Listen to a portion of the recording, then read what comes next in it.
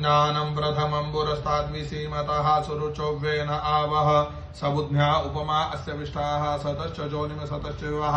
बरं का अमोलजी आणि चांदणीताई, आपण उदक शांती का करतो तर शास्त्र सांगतं आपण 3 दिवस तिथं नारायण नागबळे त्रिपिंडी श्राद्ध केलेलं असतं. तर तिथं अनेक वैदिक मंत्र ऐकलेले असतात प्रेतमुक्तीसाठी, आपल्या पितरांच्या मुक्तीसाठी.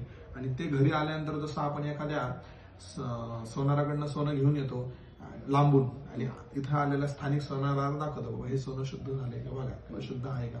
तसंच तिथून आल्यानंतर आपले घर शुद्ध होण्यासाठी आपण इथल्या गुरुजींना बोलून वैदिक मंत्राने परत आपल्या घराची शुद्धी करतो. कारण का आपण तिकडून ते सुवर्णासारखंच सगळं घेऊन आलेलं असतो त्या ठिकाणी, बरोबर आहे ना. मग ह्या घरात आल्यानंतर मग त्या घरामध्ये शुद्धी असली की ते पित्र तृप्त होतात असं त्याचा अर्थ आहे. म्हणून घरामध्ये परत वैदिक मंत्रांनीच आपण इथं उदक शांती करतो. उदक म्हणजे पाणी आणि पाणीचे केलेली शांती असं शास्त्र सांगतं.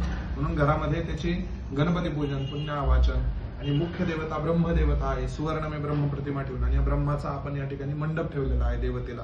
हे अशा प्रकारे उदक शांती 2 ते 2.5 तास व्यवस्थित वैदिक मंत्र म्हणून व्यवस्थित उदक शांती केल्या जाते. असा त्याचा साधा आणि सरळ अर्थ आहे. अलग लक्षात तुमच्या. म्हणजे आपण उदक शांती का करतो तर तिकडून आपण शुचिरभूत शुद्ध होऊन आलेला असतो, सोन्यासारखे तेजोमय होऊन आलेला असतो. ते आपली जागा शुद्ध असावी म्हणून आपण या ठिकाणी